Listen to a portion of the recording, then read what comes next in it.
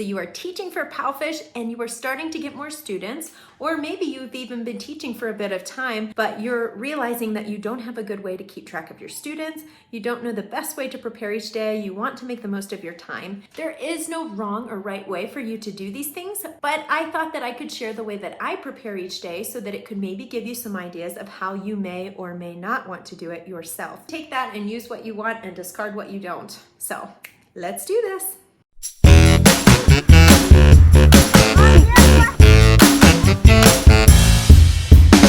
First, I'm going to share with you a bit of the system that I use right now. There were things that I implemented from the beginning that with time I realized weren't necessary. And I do think it is going to change over time because you need to make sure you're familiar with the lessons and how the games work and how the activities run. As you grow more and more familiar with the curriculum and the slides from each lesson or unit, you are not going to have to spend much time at all, if any, preparing your lessons. But I do recommend in the beginning that you at least run through your slides to make sure that you are feeling comfortable when you enter the classroom, because it's going to enable you to focus on your students and their needs and just be more sensitive to what's going on in your classroom. Likely, you are going to want to run through your lessons the day before you are going to teach, or hours before you're going to teach, depending on if you're teaching in the morning or the evening. Now, I will mention that when you are preparing for lessons, if you are preparing for lessons, I don't recommend that you do it any more than 24 hours out. And really, the closer you do it, the better. And this is because some of your students are not only going to be learning from you, they might be using multiple teachers. So I don't work on Sundays. So in the beginning, I would try to go ahead and prepare for my Monday classes on Saturday when I was done with my other classes. But then I realized that some of my students were taking classes on Sundays from other teachers. And so I would show up to the classroom on Monday and discover it was a different lesson, because it's always going to show you the next lesson that the student is going to have. That will only be the next lesson that you are teaching if they have no teachers in between.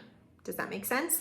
So some students are going to only be using you as a teacher. And if you are confident that that's the case, prepare as far ahead as you would like to. But I just decided that I didn't want to have to keep track of that for all of my students. And so I always just wait until the night before I'm going to be teaching to run through my classes. Now, what I would do in the beginning is I would go into my appointments. I would choose that top student, go into the classroom. Now, when you come here, you didn't used to have the option to do this, but you can go into preview instead of entering the classroom the normal way. I'm pretty sure it's the same thing. But when you hit preview, it gives you the option to look at the tips video that can help you if you're not feeling really sure about how to teach a certain concept, or if you just need some extra ideas to make the lesson more fun. And then you can also look at the last class's slide. And this is something that I wish they would have done a long time ago. I think this was an excellent addition. As I said, sometimes your student is going to be using multiple teachers. So there have been times where I have shown up for a class and I discovered that I didn't teach their last class and it had information that I'm not familiar with because it was specific to that lesson, specific facts that they are reviewing in this lesson. Now you have the option to review the lesson that they did the last time. Most of the time this isn't going to be necessary, but if you're not finding the information you need, you can do that. But then you can go in, preview the slides. Now, as I said, in the beginning, I would go through each slide one by one, reading the teacher's guide to make sure I was familiar with it. I was really nervous in the beginning, and that's okay. Some of you might be, some of you won't be at all, and you think I'm crazy for saying so, but I don't really care. So I always go in. Even now, I like to go in and preview lessons the day before. It depends on which student it is and if I'm really familiar with the unit that they're on, but I like to at least be aware so that I think, oh, that's right, I like to use a prop in this lesson, or this activity is a little funky, I need to remember how it goes. I just think it's better to be over-prepared than under-prepared in order to make sure you're being the best that you can be for your student and that they're getting the most out of your class and that the parents are feeling satisfied. So my recommendation is to start out preparing a lot, and then with time you can back off. You'll know when you're ready to back off on preparation without sacrificing the quality of your class. But now, since I'm really familiar with most of the curriculum, usually I pop in, I go to this first page, and I look at the level that they're on, the unit, the lesson, and I jot that down. In a minute, I'm going to show you how I keep track of my information and where I put my notes.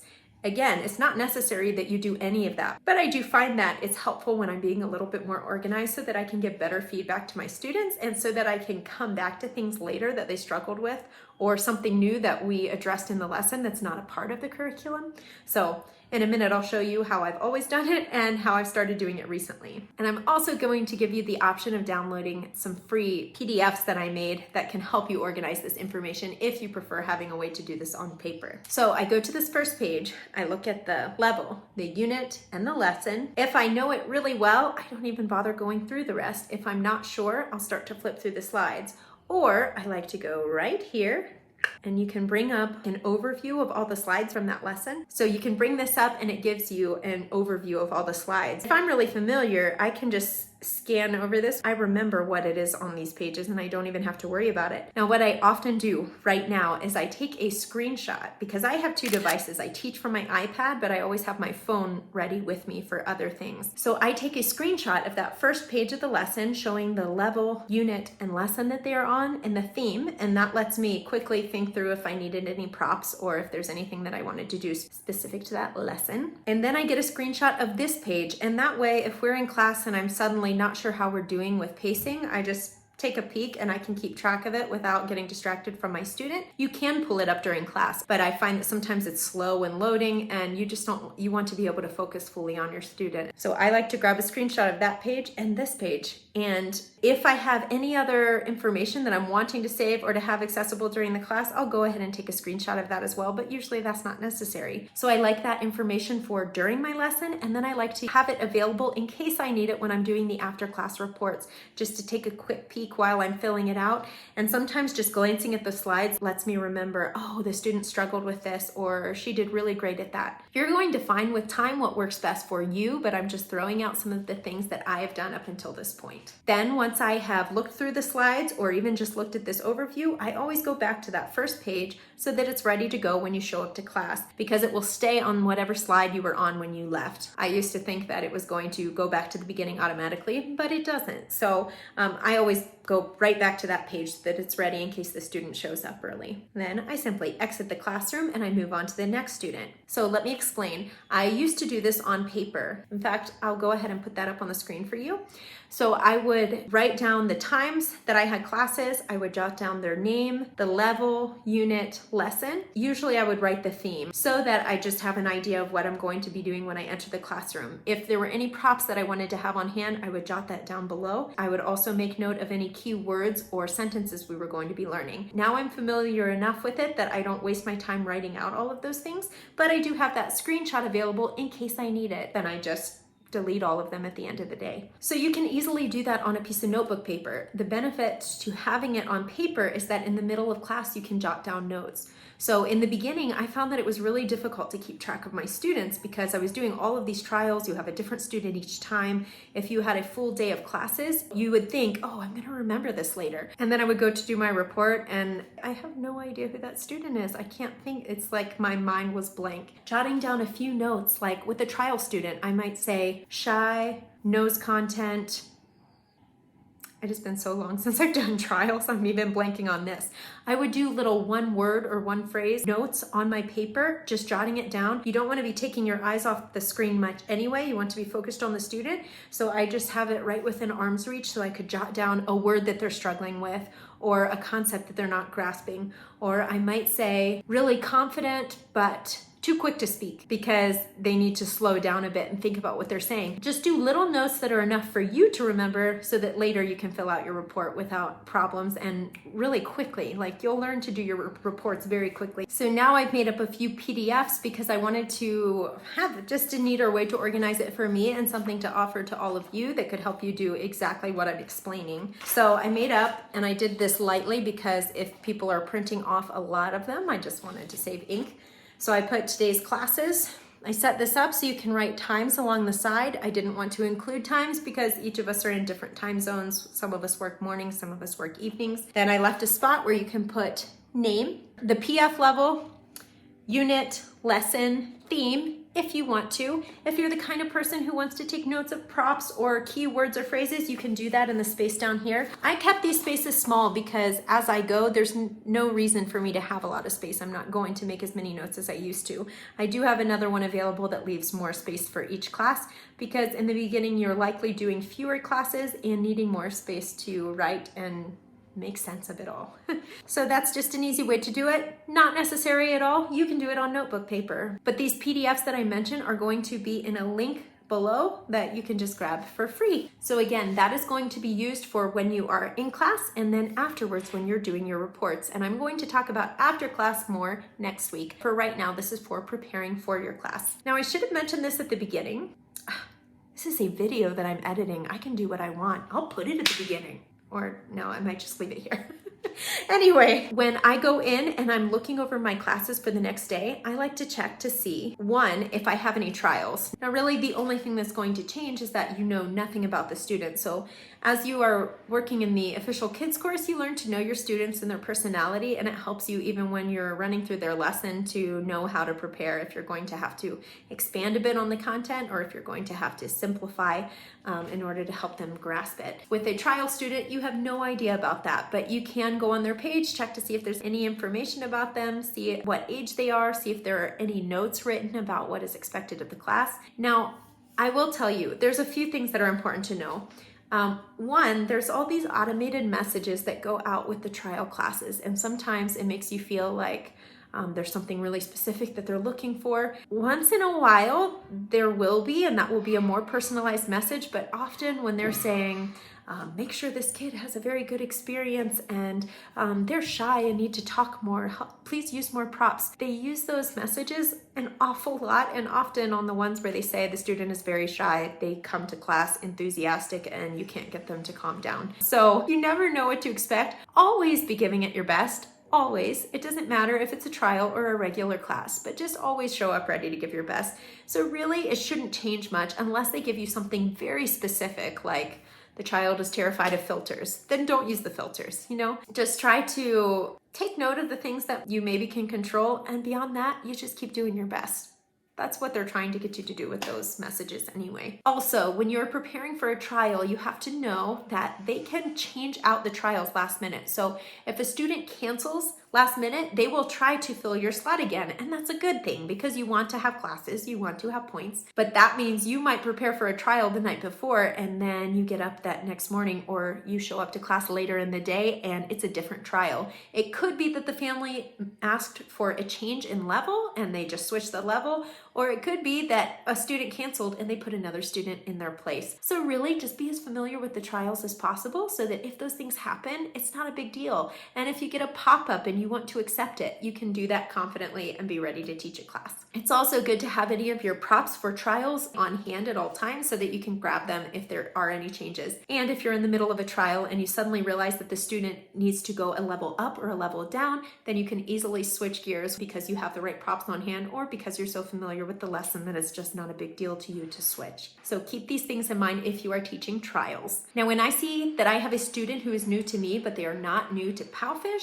I like to go to their page and check to see how many hours they have. And I do this only because I want to see, have they had a lot of experience with PalFish? Are they just starting? Are they just now choosing a teacher? Or are they maybe trying to change gears? It's not necessary that you look into that. It's just something that can be helpful information for you to know. Also, sometimes I'll just check to see if they have any video moments or anything right there at the beginning. I don't do deep research on any of the students, and sometimes I don't look at all, but it might give you some helpful information that might help you feel a little bit more prepared to teach that particular student in class. So again, the benefit to having this information written down or on a device or on a sheet of paper is that you can look at it quickly right before class or in the middle of class if you need a quick overview or if you're needing to make note of something specific. And that's why I like having it down on paper. It's only because of that. I like to be able to make notes because sometimes that's helpful.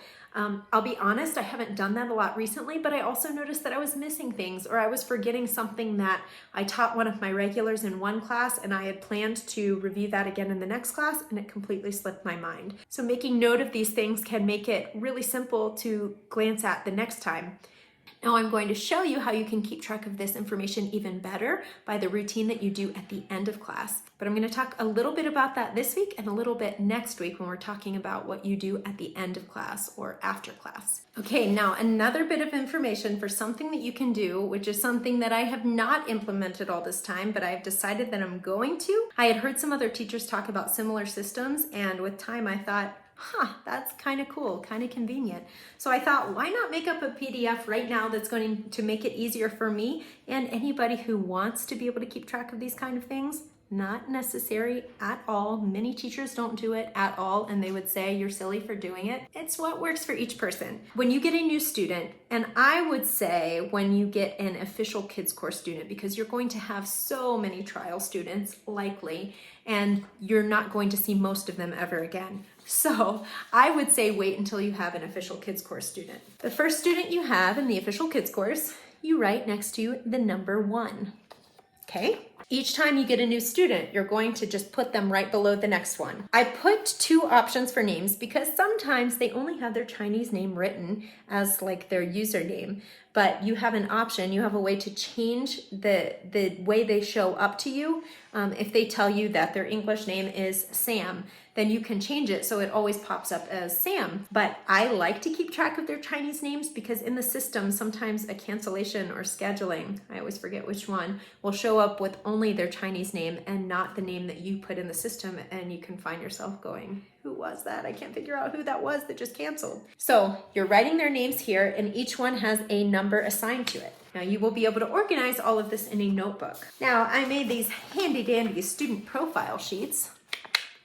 This is just an opportunity for you to encourage more conversation with your student. I don't recommend at all that you get all of this information in the beginning, but later if they become regular students of yours, it's something fun. That's why I made it more fun and with pictures. You can also use it if you're trying to clarify what question you're asking.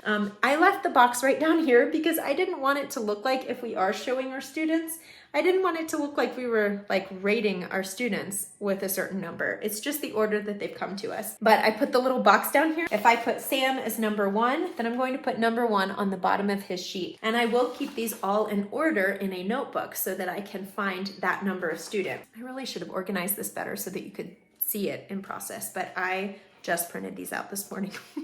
I actually have a few changes I need to make. So name, matching number at the bottom of the page. That will be the most important. I left spots here for you to be able to, this is honestly so I can draw silly pictures of my students and just have fun with it.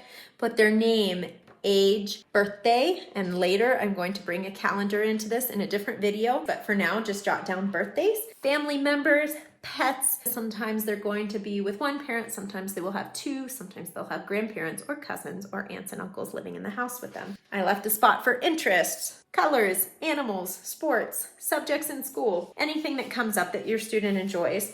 I gave a little map of China so they can tell you where they live, even though most of us won't be able to pronounce the name of their cities. They can kind of tell us where it's at. And I put a spot where we can put other facts about them. Then on the other side of that page, I'm going to have it on the other side, but some of you might not choose to do that. So I have them on separate documents. I have where you can keep track of all of their classes. This is very small. I set this up so that I could just do little checks. I also did a document where the spaces are bigger so you could jot down dates if it was important to you to know when you taught lessons. I did this because sometimes I just like to have an overview of the students that I've had for a long time, what all lessons they've had with me, what units they've covered. Sometimes it's nice to see if they are taking classes with another teacher. So if you see that you're marking certain lessons and there's always these gaps, you know that someone else is teaching those lessons. And it just helps you have an idea of what your student is experiencing in their PalFish journey.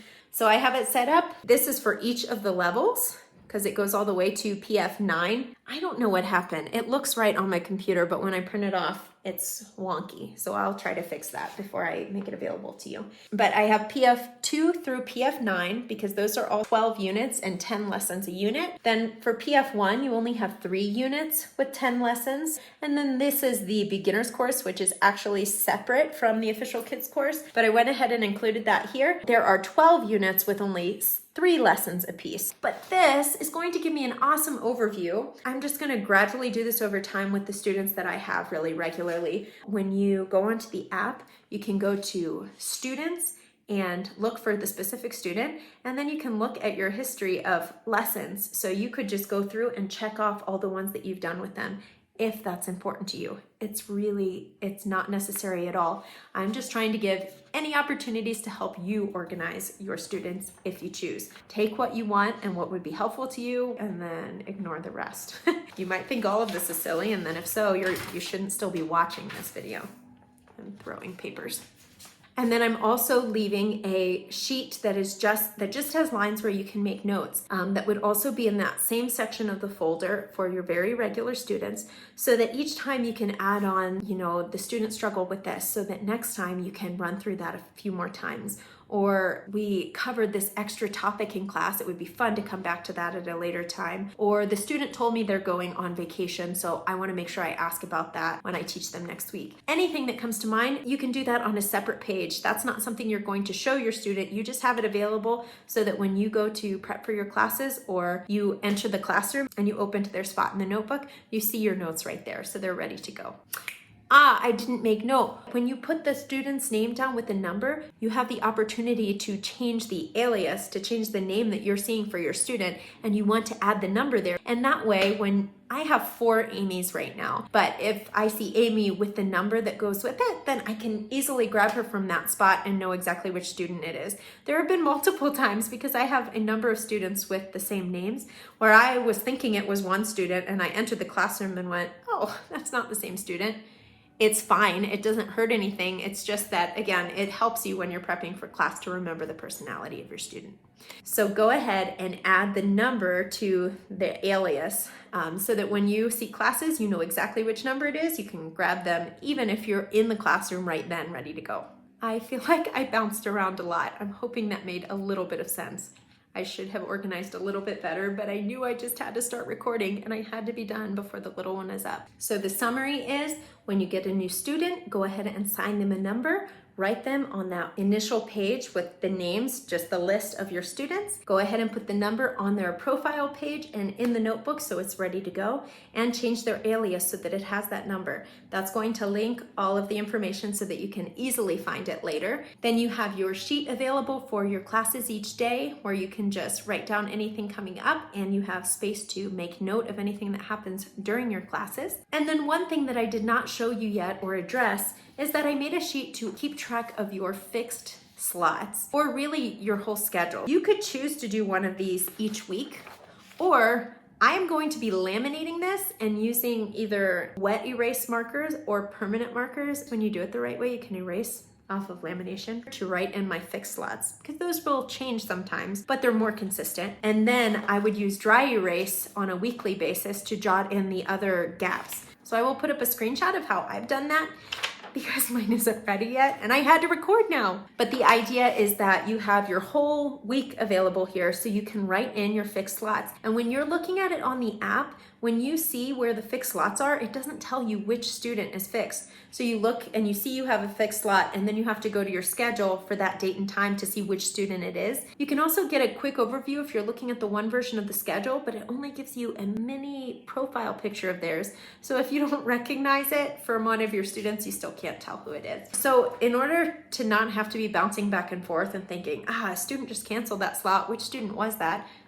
It doesn't necessarily matter, but if you want to know, it would be nice to quickly find that on here and to just have an idea of how many fixed slots you have and which slots are usually filling and which ones aren't. I just like the idea of having a big overview right there. So that is also available. All of these PDFs that I prepared are going to be available. You click the link in the description box below, then you put in your email address and I send it to you. And then again, if you choose to be added to my email list, then I'll be able to write you when I have other things available. There's going to be some things I'm going to have available on an online store later on, so I would let you know when those came out, or if I had any other freebies or special videos or announcements. You'll just love to hear from me.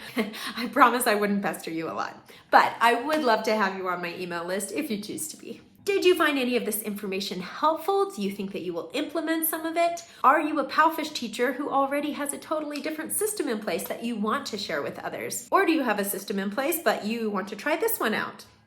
Feel free to let me know in the comments below. Thank you guys for watching my video, and next week we will continue this topic and talk about the after-class reports and kind of wrapping up all of that information. So I would love to see you then. All right, have a good week. Bye.